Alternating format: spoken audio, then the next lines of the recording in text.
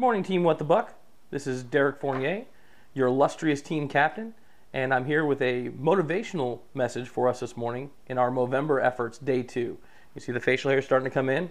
The debate right now for me is whether I go with the Tom Selleck / Magnum PI or the Burt Reynolds mustache. I did have someone throw in a Michael Stipe stash, thanks Malcolm. I don't think Michael Stipe's going to be the pick. It's too close to the trucker. I think Tom Selleck is winning right now. But at any rate, I know you're all making those important decisions about which mustache you're going to grow for the month of November. But I want to make sure that we don't lose sight of the fact that this month is all about raising money for prostate cancer awareness. The mustaches are fun. They're kitschy. They're the thing that get people into it. But we've got to get people to actually get their wallets open as well and start donating to this cause. Right now, our team only has $150 in donations after day 1. Which, hey, like we said yesterday, it's a marathon, not a sprint, but we got to make sure we're letting people know this isn't just for fun. It's not just an excuse to grow a mustache. It's actually a really serious topic. Prostate cancer, like we've said before, 1 in 6 men are going to be diagnosed. A lot of very famous men, and I know the famous men aren't the ones that get us to do anything, right? Bill Bixby, Telly Savalas, these guys, Earl Woods, Louis Farrakhan, lots of people that you know, Nelson Mandela, have all either had or succumbed to prostate cancer. So I went out and did some research to find out what we can do to get people to donate. And we know it's a tough economic climate. We know there's a lot of nonprofits that are vying for people's charitable donations, which is amazing in this economy that people are still able to give to charities, which is a tribute really to, I think, their spirit. But I went out and got some expert advice here. And these are the motivational factors that the interwebs, thanks to Al Gore, have told us will inspire people to donate money to a charity. Number 1 is to assuage a fear.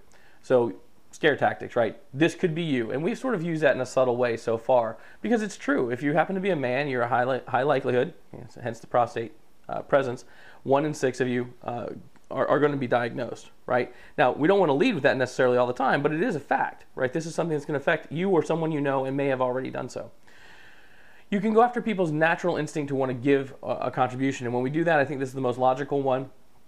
Talk to them about the things that they do on a daily basis, whether it's their trip to Starbucks or the afternoon ice cream or whatever it happens to be. If people just take the extra $4, let's call it $5 that they spend every 2 days or twice a week, right? $10 a week that they spend on crap, sodas, coffee, whatever. At the end of the month, right? That's $40. $40 for every person you know. That's a tremendous donation. So this is where we get into goal setting, and we didn't talk a whole lot about this beforehand, and that's my fault as team captain. I kind of dropped the ball on that one.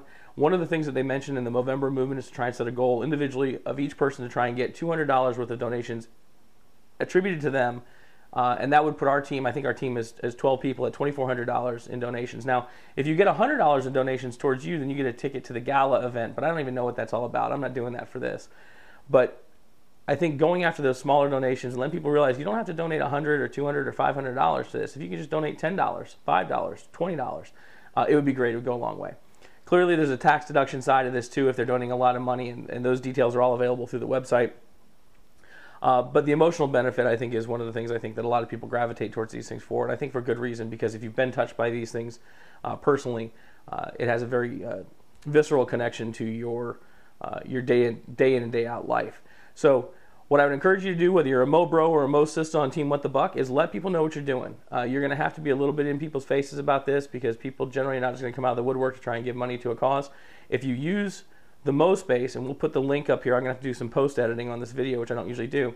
If you go out to the Mo Space, there's an option on the right-hand side to ask for donations, and it has a link there to Facebook, Twitter, or for email. So you can send it out to your email list if you have them. You can also post it to your wall, and when you post it to your wall that way, you'll actually have a donate link right underneath of the option, which is pretty easy, a very convenient way for people to donate. So thanks so much for the support so far, for being a member of the team. Thanks to the people who updated their pictures in the Mo Space. We've got a Facebook page out there too that I put a link out to in the email last night. That seems to be the easiest way to communicate because people actually do get notified and it shows up in your friend stream if you've already liked the community page.